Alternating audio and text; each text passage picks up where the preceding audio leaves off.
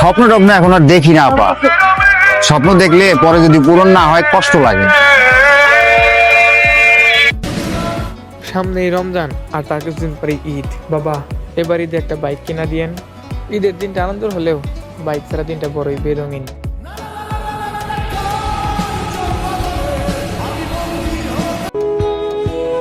একটা বাইকের জন্য নিজের মনটা কানতে দেখেছি, বাইক না কেনা পর্যন্ত আমার মন শান্ত হইব না, বুঝছ?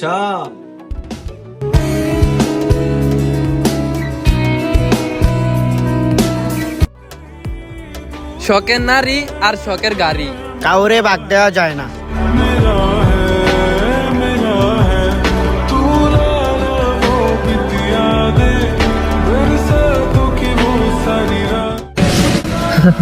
আমরা ছেলে মানুষ, বাইকের হ্যান্ডেল 19 থেকে 20 হলেই আমাদের জীবন শেষ।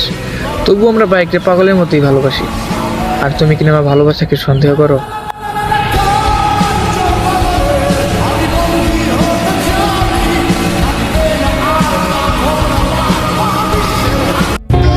একটা বাস্তব কথা কি ভাই, একটা বাইক কেনার স্বপ্ন আছে, কিন্তু বাপের কষ্টের দিকে তাকাইলে বাইক কেনার স্বপ্নটা লজ্জা পায়।